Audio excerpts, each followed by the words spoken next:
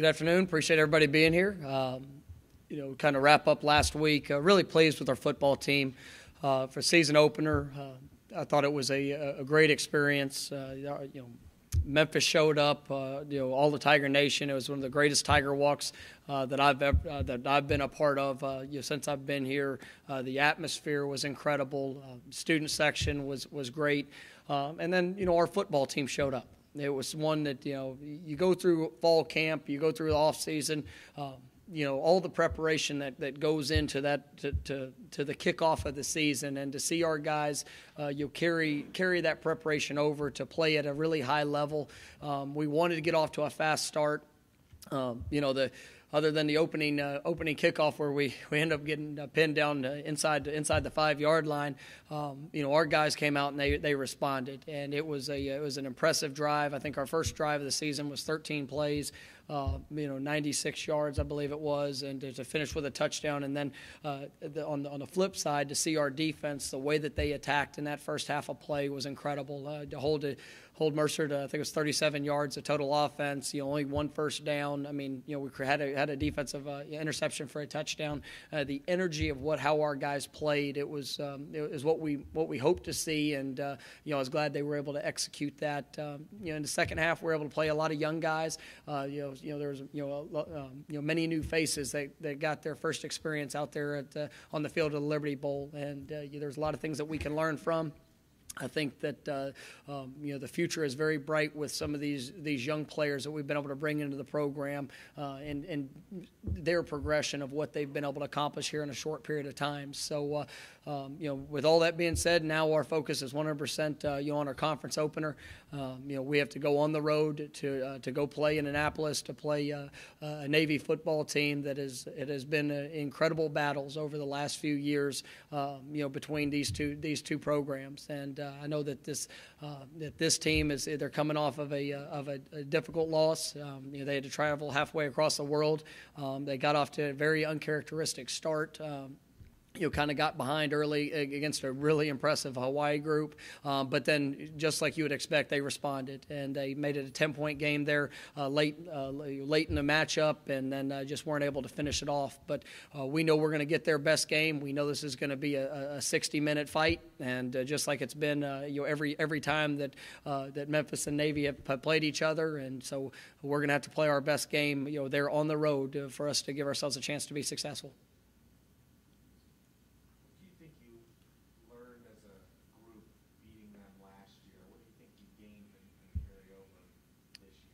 I know it sounds crazy, but one that we could. And, you're playing a program, Navy's had, probably one of the most consistently successful programs in the country over the last 10, 15 years. And, the previous matchups had not gone well for us because we were physically just beat. And, regardless of scheme, regardless of matchups, I mean, when it came down to the one-on-ones, we were not very productive in that in prior years. Last year, it was a difficult game, but it was one that, I thought our defense played at a very high level. We were able to create 5 takeaways. That was a big spark in the game. But still, even with that, it was a one-score game there, very late into the contest. And, it's going to be the same. It's going to be the same type of ball game. We know it's going to be back and forth. We know we have to play extremely well. We got to capitalize on every opportunity that we get. This team, they're very explosive. I mean, their quarterback Malcolm Perry is as good of an athlete and player that you'll see in our conference. He can change the game on any snap. The fact that they moved him primarily to quarterback, I think, is a tremendous weapon for their offense because of just his explosiveness. But then also they showcase their versatility with being able to move the quarterback from last year, all around Amy, he playing receiver. Then he still had 3 rushing touchdowns last week.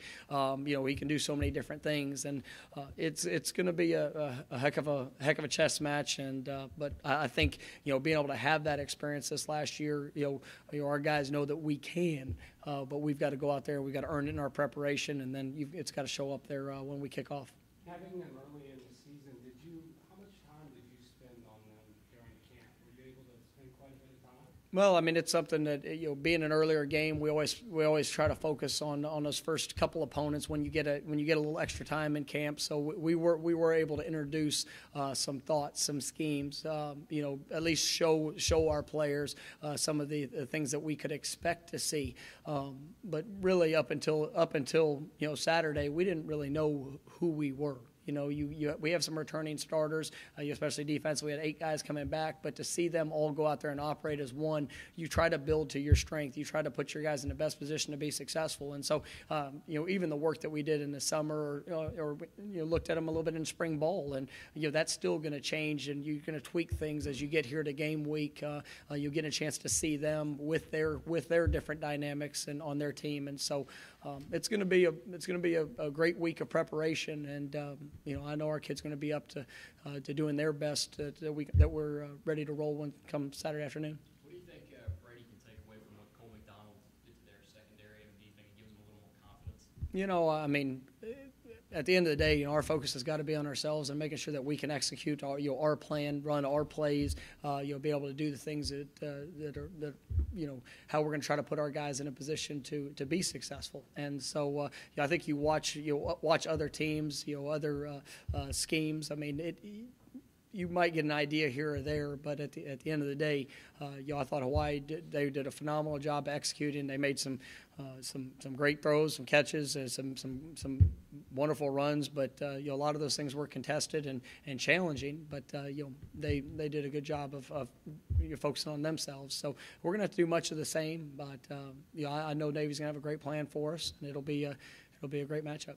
When you prepare for a team like Navy and particular system they run offensively, does it change when you're dealing with a guy like Perry, who's a lot quicker and more elusive than Avy, or are you just still preparing for the system they run?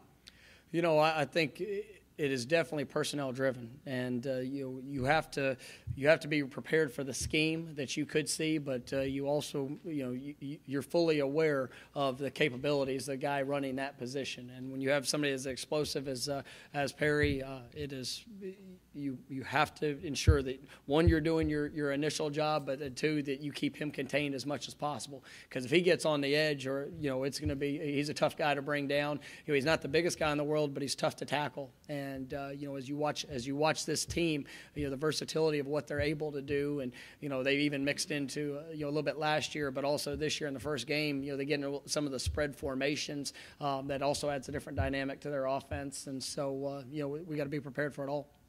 How many guys did you end up playing in that first game, and how do you take advantage of getting that experience for those guys? No, I don't actually have the exact number count. I know we're putting all that's tabulated somewhere, but we played a lot, and it was I think one of the things for us in that game is the 2-minute drill.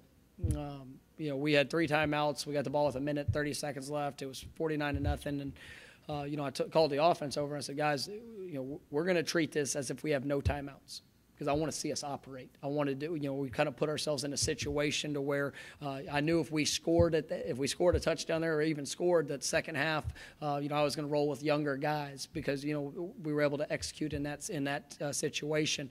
And so being able to go down there, and I thought our guys did a really nice job. We scored the touchdown, and then going into halftime, we approached it as the beginning of the game just with a new group of guys, and we pretty much, most of our starters at that point didn't go in, and then we were able to roll guys throughout the rest of the game, and that's what made that experience.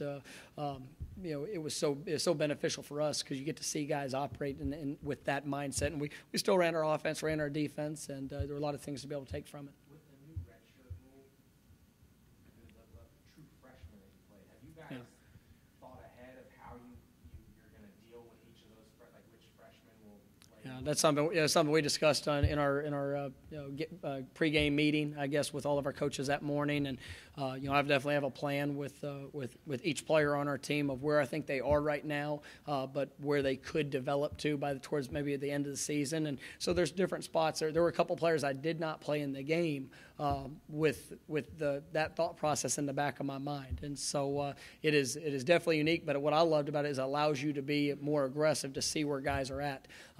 you're not hesitant to, a guy like Isaac Ellis, who played the entire second half at center, did a remarkable job. And in years past, you would probably you would hold off on playing him at that point just because you're not unsure. But now to be able to throw him out there to see where he's at, in a game situation, if that arises here in the future, he's going to have more confidence. We're going to have more confidence because we've seen him actually go out there and operate. But I love that rule because I think it's absolutely it's beneficial for the student athlete, and it also lets them develop and stay engaged throughout this season. And it was good to see all those guys on the field. How's the overall health of the team compared to this time last year? Oh, jeez. You remember game 1 last year? Yeah. We're much better. I saw nobody going off in carts, and nobody was. It was last year was a challenge. But I like where we are.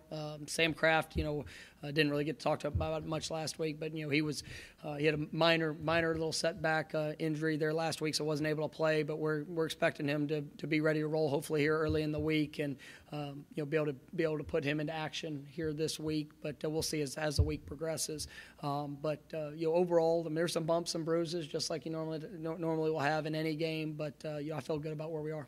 Defensively, do you take anything from this game, holiday play, or just throw it out because maybe presents an entirely different challenge? Oh, I think you build off every experience, and in each game you're going to have a thought process of what you want to take away. How you have to communicate, how you have to operate, and our guys did that to a very high level in our first game. So there is a sense of confidence of what we can do, and regardless of who you play, regardless of what the matchup is, we're going to have a plan for this week.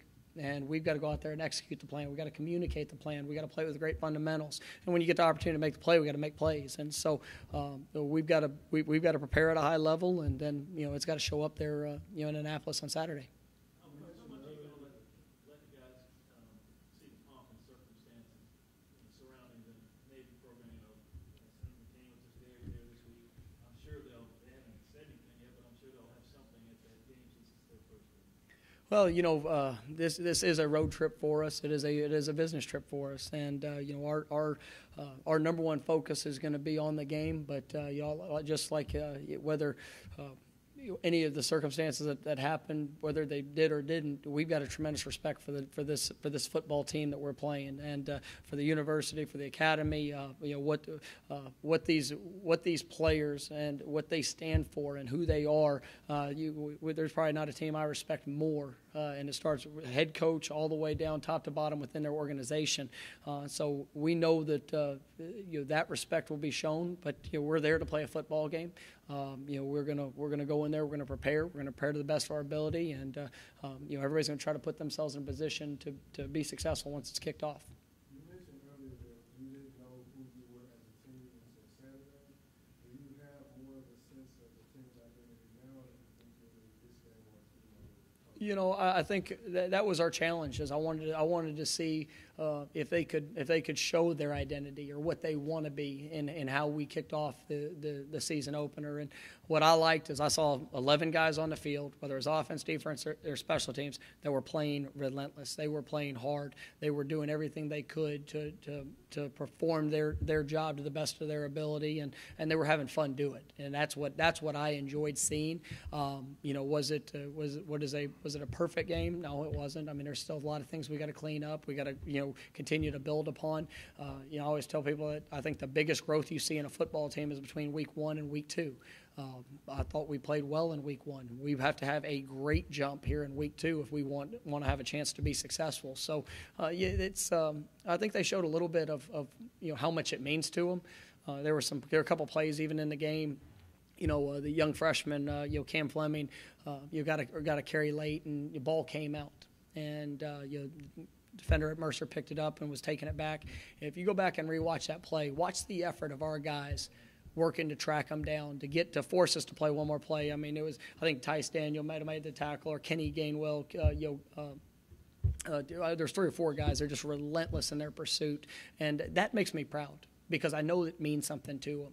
And so these kids, they work extremely hard, 365 days a year for these 12 guaranteed opportunities. And so we've got to have a great jump this week with conference play beginning. But I know they love this program. They love their teammates, and so that part of the identity showed. But we've got to continue to build. What do you think you learned between your backups with Ride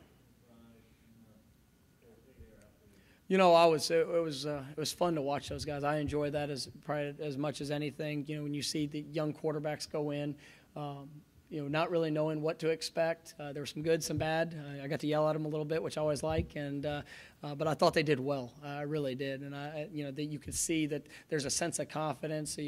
Brady had a couple plays that maybe fundamentally could have done a couple things differently, but he's still able to extend it and maybe take a late throw, or he had to pull the ball down and scramble a little bit, which was nice to see. And but then there were some mistakes that he gets to build from. But I think both those guys are going to be great quarterbacks in the future, and to be able to get them experience early, you never know when their number might be called, but I know they'll be able to build off that.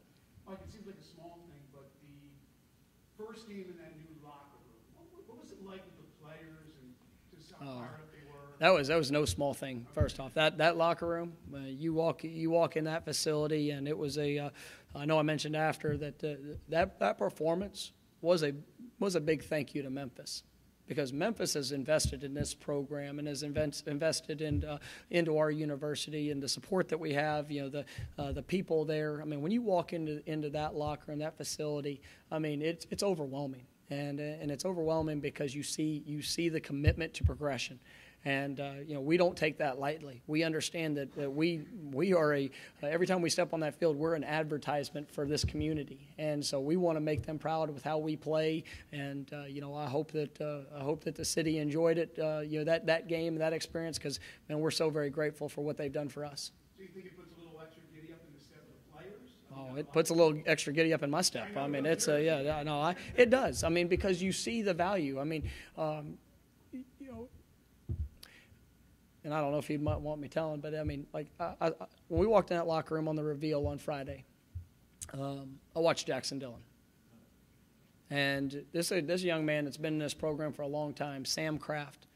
And those guys, everybody's running in, jumping, excitement. Most of you have seen the video.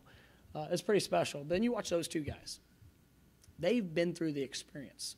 They came to Memphis when Memphis might not have been the destination that everybody wanted to be a part of at that time. They wanted to be a part of changing a culture. They wanted to be a part of building a program. They've accomplished that. And when you walk into that locker room, you could see the emotions just all through them. And both of them came up, gave me a hug, and just said thank you. Well, it's not. I mean, we're trying to continue to build, progress. I mean, but they see the commitment that's been made to this program. All right, there's no other player in the future recruit, anybody that's going to ever come into this program, hoping that there will be a commitment. There is an expectation, and that's something that we take a great deal of pride in as a coaching staff, as players. I mean, we have to earn that. It's been put in place. I mean, there's so many things within this community that are growing, that are benefiting from the way that we have played as a football team, and we've got to continue to sustain that. We've got to continue to elevate that, and so there is a great deal of pride when it goes into things like that being done. Yes, thanks so much.